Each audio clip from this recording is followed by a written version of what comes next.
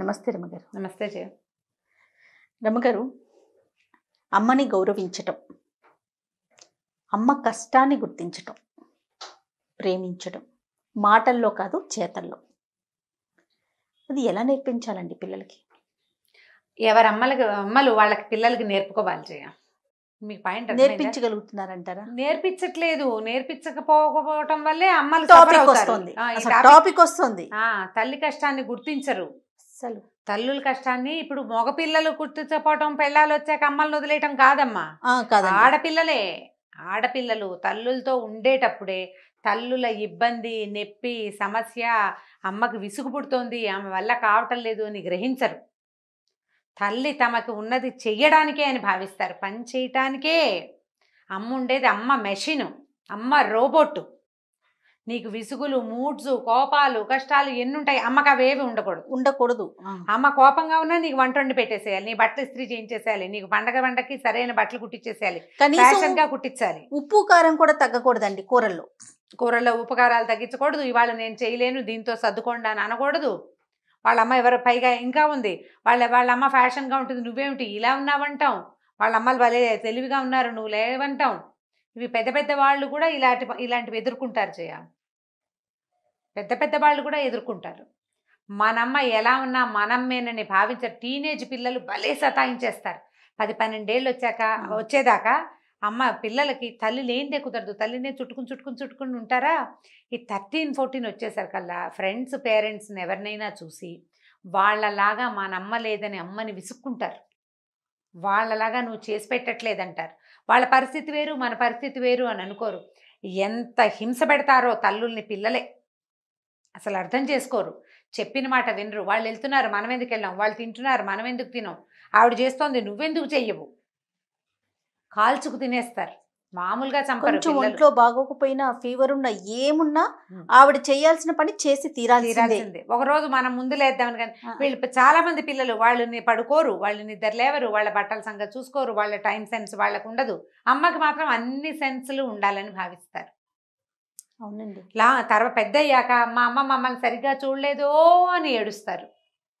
సరిగ్గా చూడలేదు, మా అమ్మ నన్ను సపోర్ట్ చేయలేదు సరిగ్గా, మా నాన్న తిడుతుంటే ఊరుకునేది, లేదా మా నాయనమ్మ తిడుతుంటే మా అమ్మ నాకు సపోర్ట్ చేయలేదు. కాదు రమ్మగారు, ఆడపిల్లల వైపు నుంచే వస్తాయా? ఆడపిల్లలు కూడా ఉన్నారు అట్లా. మగపిల్లల వైపు నుంచి విన్నాను. కాదు, ఆడపిల్లలు కూడా ఇలాంటి కంప్లైంట్స్. ఆడపిల్లలు కూడా 2-3 ఆడపిల్లలు ఉన్నారనుకో, పెద్ద అమ్మాయిని బాగా చూసేది, లేదా ఆఖరి అమ్మాయిని మా అమ్మ బాగా చూసేది, లేకపోతే వాళ్ళిద్దరు పై వాళ్ళు నేను మా అమ్మకి అనుకోకుండా పుట్టాను, దాంతో మా అమ్మ నన్ను సరిగ్గా చూడలేదు, నేను ఎప్పుడు హర్ట్ అయ్యేదాన్ని. ఎన్నిసార్లు హర్ట్ చేస్తారో తల్లుల్ని పిల్లలు. ఆ తల్లి అన్నది ఏదో ఒక మాట పని చేయలేక, సమర్థించలేక, 3 పిల్లల్ని సముదాయించలేక దుంప దిగిపోతూ ఉంటుంది. ఎప్పుడో తల్లులు విసురుగా ఏమిటో అనేస్తారు. సహజంగా జరిగేదే. దాన్ని పిల్లలు తీసుకోలేకపోతారు జయ. చేసిందంతా పోతుంది. ఆ విసుక్కున్న మాటలు జ్ఞాపకం ఉంటాయి, మర్చిపోరు. ఇతరుల దగ్గర కంప్లైంట్ చేస్తారు, మా అమ్మ ఏం చేయలేదు, ఇవాళ ఏం చేయలేదు, మా అమ్మ సరిగ్గా చేయదు, మా అమ్మకి రాదు, మా అమ్మకి ఏం తెలీదు. నాకైతే ఈ విషయం భలే ఆశ్చర్యం వేస్తుందండి. మన తల్లిదండ్రుల గురించి ఇతరులతో డిస్కస్ చేయటం ఏంటండి? మళ్ళీ నేను అసలు ఇంకోటి గమనించాను జయ, కొంతమంది ఉంటారు అమ్మలకి ఏం రాక ఎంత ప్రేమిస్తారో తల్లుల్ని. అలాంటి వాళ్ళని చూసినా కూడా ముచ్చట వేస్తుంది. ఎంత ప్రేమో అమ్మ అంటే. మా అమ్మ మనకి అన్నదన్న ప్రీతి, మన అమ్మ అనే ఆనందం, సంతోషం అందరికీ ఎందుకు ఉండదంటే ఎక్స్పెక్టేషన్స్ ఎక్కువ ఉండేసరికి. నువ్వు చేయాల్సింది చెయ్యవు, నీకు కావాల్సింది చాలా కావాలి. తప్పు కదా అది. కొంచెం ఈడొచ్చిన ఆడపిల్లలు ఒక 12-14 ఏళ్ళు వస్తే పిల్లలకి ప్రధానంగా తల్లులు చెప్పుకోవాలమ్మా. నేను అదే అనుకుంటాను. మన వల్ల కాదు, మనం ఇంత చేయలేం, ఇదే చేయగలం, లేదా నా వల్ల కాదు. శక్తికి మించి చేస్తారు కదండి. జనరల్ గా శక్తికి మించి వాళ్ళ ఓపికని అయిపోయినా కూడా ఇంకా ఇంకా ఇంకా చేస్తానే ఉంటారు. అయినా కూడా సాటిస్ఫై అవ్వని పిల్లలు జనరల్ గా అలాగే ఉంటుంది. ఎందుకంటే మనం చెప్పకపోవటం కూడా ఏంటంటే ఇది పెద్దవాళ్ళు, కజిన్స్ వాళ్ళు కూడా మేము ఆ తల్లిని చిన్నబుచ్చటం, దానివల్ల అదే తుస్కరింపు పిల్లలకి వస్తుంది. తండ్రి, అత్తగారు అన్నిటికీ కంపెల్ చేస్తారనుకో తల్లిని, అంటే నాయనమ్మ, నాన్న ఇంట్లో ఉంటే అది వాళ్లే కదా, లేకపోతే అమ్మమ్మ కేకలేస్తున్నారనుకో, పిల్లలు కూడా అదే తుస్కరింపు తల్లుల మీద. ఇక లాంగ్ రన్లో అది పోదు. చాలా కొద్ది మంది పిల్లలు అమ్మ ఇలా తిరస్కారానికి గురవుతోంది, ఈమెను బాగా చూసుకోవాలి ప్రొటెక్ట్ అనుకుంటారు. చేయాలని కొంతమందికి ఉంటుంది. మా అమ్మని మా దగ్గరే పెట్టుకుంటాము, మా అమ్మ వేరే వాళ్ళ మాట పడడానికి వీల్లేదు అలా భావించే వాళ్ళు కనపడతారు, వాళ్ళు కూడా ఉంటారు. ఇప్పుడు మన ప్రధానమైన ఇదేంటంటే నువ్వు అడిగిన క్వశ్చన్, తల్లిని గౌరవించాలి, ఆమె చేసే పనికి విలువ ఇవ్వాలి, ఆమె కష్టాన్ని పంచుకోవాలి అని అనిపిస్తుంది నాకైతే. పంచుకోవాలి డెఫినెట్ గా. ఇప్పుడు అమ్మలకి ఒంట్లో బాగుంటుంది, బాగుండదు, మనం ఏం చేయాలి? ఒక 10 ఏళ్ళు ఉన్నాయి మన ఇంట్లో, పిల్లలు మగ పిల్లలు ఆడపిల్లలు ఉన్నారు, 2 మగ పిల్లలు ఉన్నారు, 2 ఆడపిల్లలు ఉన్నారు, ఓ పిల్ల అటు ఇటు, ఒక పిల్లే ఉంది. నాన్న ఇవాళ ఒంట్లో బాగుండలేదు, ఈ పని చేయి అని కొన్ని పనులు పిల్లలకి అలవాటు చేయాలి. వాళ్ళ సొంతంగా పని చేసుకోవటం, ఇంట్లో సహాయం చేయటం, డొమెస్టిక్ హెల్ప్ పిల్లలకి నేర్పాలి. పని కష్టం తెలిస్తేనే అమ్మ కష్టం అర్థం అవుతుంది జయ. ఎప్పుడు కూర్చుని తినే పిల్లలకి బాధ్యతగా పని. ఇప్పుడు నేను కూర చేస్తూ కూర తరిగి పెట్టు అని చెప్తే అది పని కాదు, దాన్ని పనిగా భావించద్దు. కూర తరిగి పెట్టడం, ఏదైనా చేసి అక్కడ పెట్టేయటం కాదు, బాధ్యతగా ఉండే పనులు. ఆ పని ఫినిష్ చేయాలి వాళ్ళే. నేను కూర తరిగాను, నువ్వు ఉప్పేయలేదు అని తల్లితో పోట్లాడకూడదు. నువ్వు తరిగితే ఏమైంది, కూర పోలంగా తిరిగి రావాలి కదా. అమ్మ కూర కదుపు, అయిపోయిందేమో చూడు, పాలు దగ్గర నిలబడి పాలు పొంగేదాకా దగ్గర నుంచో, పాలు పొంగే ముందు కట్టేసి అయిపోయి స్టవ్ దగ్గర నుంచో అని చెయ్యాలి. నేనైతే ఒక ఫ్యామిలీలో చూసా, 18 ఏళ్ళు వచ్చిన స్టవ్ దగ్గరికి వెళ్తే భయంట తండ్రికి, పిల్లని వెళ్ళనివద్దు నువ్వే చేయమంటాట ఆయన. పిల్లలు వెళ్తే ఎట్లా స్టవ్ దగ్గరికి, ప్రమాదం. ఎప్పటిదాకా ప్రమాదం? 10-12 ఏళ్ళు వచ్చేదాకా. 12-13 ఏళ్ళు వస్తే పిల్లలకి తెలియదు, ఇంత ఎత్తునవుతారు. ఆయన వెళ్ళనివట్ట. ఇంటర్మీడియట్ అయ్యాక ఆ అమ్మాయి ఫస్ట్ టైం స్టవ్ మీద పాలు పెట్టి మై అచీవ్మెంట్ అని కూడా ఫ్రెండ్స్కి ఎవరికో పెట్టింది. మొట్టమొదట స్టవ్ మీద పాలు పెట్టి వాటి దగ్గర నుంచి ఉంటుంది దాని జీవితంలో. 18 నిండాకే మనం బళ్ళు ఇవ్వాలని చెప్తుంటాం కదా, అలా ఇచ్చారనమాట. వీళ్ళు కనపడతారా? 10, 11, 12 సంవత్సరం రాకుండానే వెహికల్స్ ఇచ్చి రోడ్ల మీదకి వదిలేసే వాళ్ళు కనిపిస్తారు. వాటిని ప్రోత్సహించవచ్చు, దాన్ని ప్రోత్సహిస్తారు. పిల్లలు ఫ్యాషన్లు నేర్పిస్తారు, 5-6 ఏళ్ల పిల్లల పనిచే లిప్స్టిక్లు వేస్తారు, ఐబ్రోస్ నీట్గా చేస్తారు, 10-15 ఏళ్ళు వచ్చిన నుంచి బ్యూటీ పార్లర్కి అలవాటు చేస్తారు, చక్కగా మేకప్లు గీకప్లు వేష అన్నీ వస్తాయి. స్టవ్ దగ్గరికి వెళ్ళకూడదు, అమ్ముందుగా చేస్తుంది, వాళ్ళని చేయించద్దు, ఆవిడే వచ్చి చేసుకుంటుంది. మీ అమ్మకి నచ్చదు కాబట్టి నువ్వు చేయొద్దు. అవి కూడా అసలు ఎలా ఉంటుందంటే, పిల్లలకి తల్లి కష్టం అర్థం కావాలంటే మొత్తం సమాజం అంతా, ఆ ఇంట్లో ఉన్నది, ఆమె ఇంట్లో ఉన్న మొత్తం గుంపంతా దానికి తోడ్పడాలి. అప్పుడే వాళ్ళకి పని విలువ, వ్యక్తుల విలువ, ఆ పని చేసే మనుషుల తాలూకు శ్రమ పట్ల ఆలోచన ఏర్పడతాయి. తల్లులు పిల్లలకి నేర్పించాలి. మీ ఇంట్లో ఒక 5-6 ఏళ్ల పిల్ల దగ్గర నుంచి 5 years వచ్చాక స్టార్ట్. అంతే. ఈ కప్పు తీసుకెళ్ళి వయసును బట్టి, నాన్న మంచినీళ్ళు తీసుకురా, నాన్నకి మంచినీళ్ళు ఇవ్వు, అన్నయ్యకి మంచినీళ్ళు ఇవ్వు, నాకు తీసుకురా, ఈ పని చెయ్యి, నీ బ్యాగ్ సర్దుకో, తలకాయ చక్కగా దూకో, ఇవాళ పొద్దున్న నేను దువ్వే కదా, సాయంకాలం నువ్వు దూకో, తల ఎలా దూకుంటావో చూస్తాను, లాంటి చిన్న చిన్న పనుల దగ్గర నుంచి అలవాటు చేయండి. ర్యాక్ సర్దటం, మీతో పాటు బట్టలు, నీ బట్టలు చిన్న బట్టలు నువ్వు పెట్టుకో, ఇవి ఇట్లా అలవాటు చేస్తే పనులకి తెలుస్తాయి. నాకు ఇంకొక డౌట్ వస్తుంది రమ్మగారు, ప్రేమ లేకపోవటం వల్ల అమ్మ కష్టాన్ని ఏమైనా గుర్తించకపోవటం అనేది ఉంటుందంటారా రమ్మగారు? అలా ఉండదు జయ. ప్రేమ లేకపోవటం ఎందుకు ఉంటుంది? పిల్లలకి తల్లుల మీద ప్రేమలు ఉంటాయి. ప్రేమ వేరు, పని వేరు. ఆవిడ పడే కష్టాన్ని మరి ఎందుకు గుర్తించలేకపోతారు? అమ్మకు ఒంట్లో బాగోదు, ఆవిడ పడుకుని ఉంటారు, అయినా సరే ఆవిడే లెగిసి చెయ్యాలి, అంటే ఆవిడే పెట్టాలి అని ఎందుకు కోరుకుంటారంటే చిన్నప్పుడు తెలియదు జయ. ఒక 6-7 ఏళ్ళు 8 ఏళ్ళు వచ్చేదాకా వదిలేద్దాం. కొంచెం టీనేజ్ పిల్లల విషయం మాట్లాడదాం. టీనేజ్ పిల్లలంటే తల్లులు జ్వరం వచ్చినా చచ్చి పిల్లలకి చేసి పెడుతున్నారు కాబట్టి, నువ్వు చేసి పెట్టవు, మొదటి రోజు నుంచి పడుకుంటే వాళ్ళకే తెలుస్తుంది. నువ్వు 10 ఏళ్ళు 12 ఏళ్ళు వచ్చేదాకా బాగా చేసావు, ఇవాళ నాకు జ్వరం వచ్చింది, నాకు తలనొప్పి వచ్చిందంటే నువ్వు పూర్తిగా అసలు స్పృహలో లేకపోతే వాళ్ళు ఊరుకుంటారు. కాస్త నువ్వు తిరగలిగేటప్పుడు ఎందుకు చెయ్యవు అనిపిస్తుంది. తల్లులు తమకు చేయటానికే ఉన్నారనే భావాలని విని విని పెరుగుతారు. ఇది మనం ఆ భావాల్ని కలిగించడం తప్పు. పని చేయడానికే వీళ్ళు ఉన్నారు అన్న భావన, అది ప్రేమ లేకపోవటం అని అనుకోదు. అయ్యో అమ్మ అన్న భావన ఉంటుంది కానీ అదే మీరు అన్నట్లుగా అలా అలవాటు పడిపోతారు. ఈ పనులు అవన్నీ చేయడానికి అమ్మే కదా ఉంది, అమ్మ చేయాల్సిందే. అది అంతే. అమ్మ చెయ్యాలి, ఆఫీస్కి వెళ్ళి తీసుకొస్తారు, మేము చదువుకుంటాం, అమ్మ చెయ్యాలి, సరిగ్గా చేయాలి, బాగా చేయాలి, నచ్చేలా చేయాలి, ఇవన్నీ లైన్ ఉంటాయి. ఆ ప్రకారం వాళ్ళకి కావాల్సిందే అన్నదాన్ని మొదటి రోజు నుంచి మనం అట్లా చేస్తాం వాళ్ళకి. కాదు రమ్మగారు, నాన్నకి ఒంట్లో బాగోకపోతే ఒక రోజు లీవ్ పెట్టచ్చు, మీకు కాలేజీకి వెళ్ళబుద్ధి కాకపోయినా, స్కూల్కి వెళ్ళబుద్ధి కాకపోయినా, లేకపోతే ఆరోగ్యం బాగోకపోయినా ఇంట్లో ఉండొచ్చు, రెస్ట్ తీసుకోవచ్చు. మరి అమ్మ పరిస్థితి ఎట్లా? అప్పుడు అమ్మాయి చెప్పాలి కదా అది. ఖచ్చితంగా చెప్పాలి. ఇప్పుడు అమ్మలు చెప్పాలి, అమ్మలు తెలియచేయాలి. ఎవరు అమ్మగా ఈ పరిస్థితిలో ఎవరుంటారో వాళ్ళు నాకు కూడా రెస్ట్ కావాలి, ఈ పనులు నేను చేయలేను, సాయంకాలం వంట నా వల్ల కాదు, సాయంత్రం వంట నా వల్ల కాదు, నేను మీరు అన్నట్లుగా అలసిపోతున్నాను. కుటుంబం అంతా కూడా దానికి ఇప్పుడు ఆవిడ నేను అలసిపోయినట్టు ఏం మాయరోగం పిల్లని పొయ్యి దగ్గర పంపిస్తావా అని భర్త అనకూడదు. ఆ, ఊరుకుంటే పిల్లలు వెళ్ళి పొయ్యి దగ్గర ఏదైనా చిన్న ఆలు ఫ్రై చేయటం అయినా చేస్తారు. నాన్న కుక్కర్ పెట్టేసేయి, ఆమె నువ్వు కుక్కర్ పెట్టేసి అది చేసేసి ఇది చేసి. ఇప్పుడు నేను ఒకటి చెప్పనా ఇక్కడ, అంటే కనెక్షన్ ఉందా లేదా అని అడగద్దు నువ్వు, నేను చెప్తాను ఒక మాట. చెప్పండి. ఇదివరకు పీరియడ్స్ వస్తే బయట కూర్చోబెట్టేవాళ్ళు. అవునండి. భార్యాభర్త పిల్లలు ఏమున్న ఇళ్లలో కూడా కూర్చోబెట్టేవాళ్ళు. భర్తే ఎట్లా కొట్లా చేసి పిల్లల సహాయంతో వంట చేసేవాళ్ళు. అవును, పిల్లలకు ఒక 9-10 ఏళ్ళు కనుక వచ్చాయంటే పిల్లలే వాళ్ళు చేసేస్తారు. కుక్కర్ పెట్టుకోవటం అవి వచ్చేసేవి.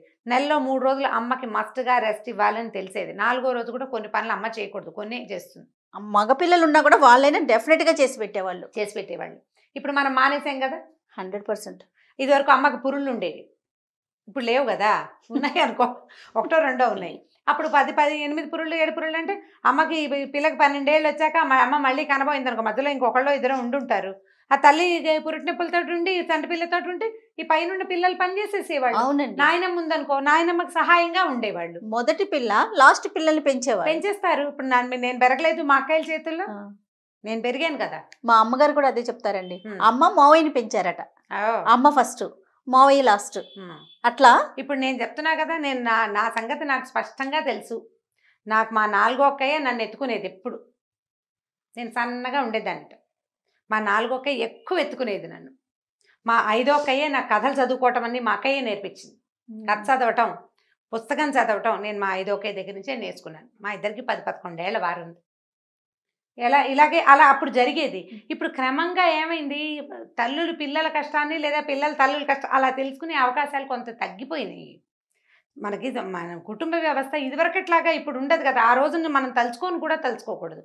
నువ్వు తెలియజేయాలి, నాకు ఇవాళ బాగుండలేదు, నేను ఈ 2 పనులు నేను చేస్తా, ఇది అవసరం అనుకుంటే నువ్వు కూడా హెల్ప్ చెయ్యి, నేను చేస్తా.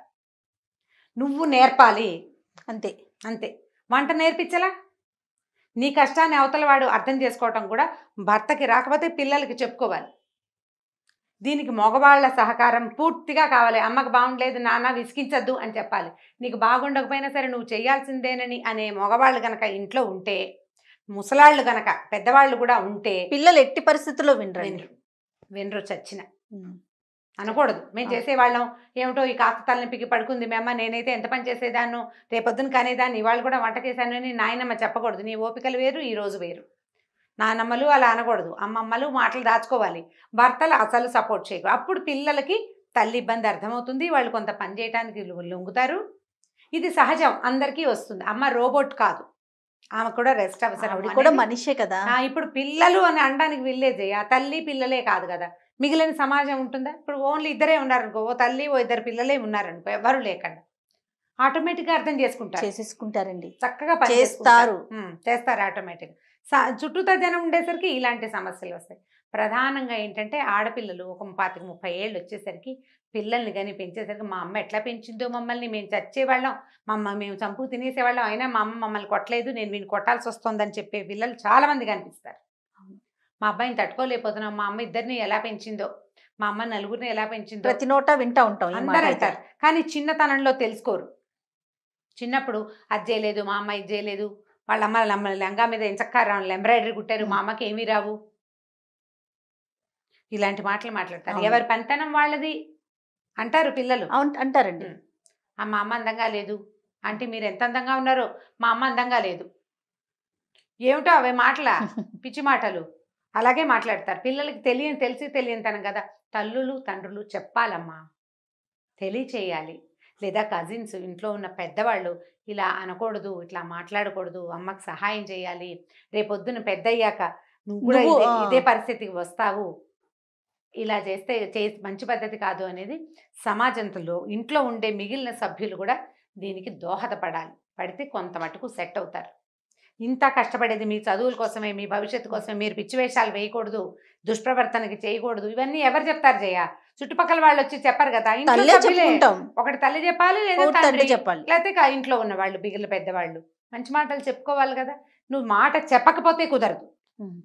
చెప్పకుండా ఎలాగోలాగా కష్టపడి పనిచేస్తారు ఈడుస్తూ తల్లులు. అవునండి, అదొక బ్యాడ్ ప్రాక్టీస్.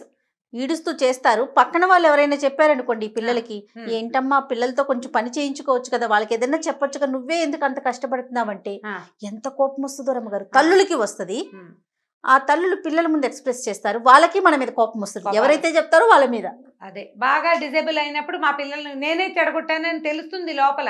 కాకపోతే ఆ పిల్లల మీద ఉన్న పిచ్చ, ఆ ఆపేక్ష, పొసెసివ్నెస్ వాటితోటి అలా రుంజుకుని చేసుకుంటారు. చేసిన తర్వాత ఇప్పుడు ప్రేమలు చూపించట్లేదు అంటే ఎలా కుదురుతుంది? నువ్వు రోబోట్గా, నేను రోబోట్ని నువ్వే తెలియజేస్తున్నావు. అది నేను రోబోలాగా పనిచేస్తానని గొప్ప కాదు కదా అది. క్రమంగా ఏమవుతుందంటే నువ్వు రోబోగా స్థిరపడిపోతావు, నిన్ను మనిషిగా గుర్తించరు వాళ్ళు. నీదే తప్పు. ఇప్పుడు పిల్లలది తప్పని నేను అంటలా, తల్లులది తప్పు. పిల్లల్ని తప్పు అనడానికి వీల్లేదు. వాళ్ళ దగ్గర ఉన్న దుష్ప్రవర్తనకి ప్రధానమైన కారణం కుటుంబము, తల్లి. పిల్లలు బయటికి వెళ్ళి చెడిపోయి వచ్చారు అనుకో, అది వేరే కథ. ఇప్పుడు అది కాదు కదా, అసలు నీ నొప్పి వాళ్ళకి అర్థం కావట్లేదు. ఇంట్లోనే ఇబ్బంది పెడుతున్నారు కదా. నీ నొప్పి అర్థం కావట్లా, నీ పెయిన్ అర్థం కావట్లా, నీ విలువ ఏమిటో వాళ్ళు తెలుసుకోలేకపోతున్నారంటే నువ్వు నీ నొప్పిని, పెయిన్ని, నీ విలువని వాళ్ళకి ఏ రకంగా నువ్వు తెలియచేయలేకపోయావు. కొంతమంది ఎక్సెంట్రిక్స్ ఉంటారు జయ, ఎంత బాగా చేసినా, ఎంత తెలివిగా సాటిస్ఫై ఎవరు అవని వాళ్ళు కొంతమంది ఉంటారు. ఒక 5%, 2% పిల్లలు. మిగిలిన వాళ్ళంతా సామాన్యమైన పిల్లలే. మనం సరిగ్గా సెట్ చేసుకోవాలి అంతే వాళ్ళని. మనకు ఆ మార్గం తెలియాలి తల్లులకి, అంతే. సో తల్లులు నేర్పించాలి చిన్నప్పటి నుంచి.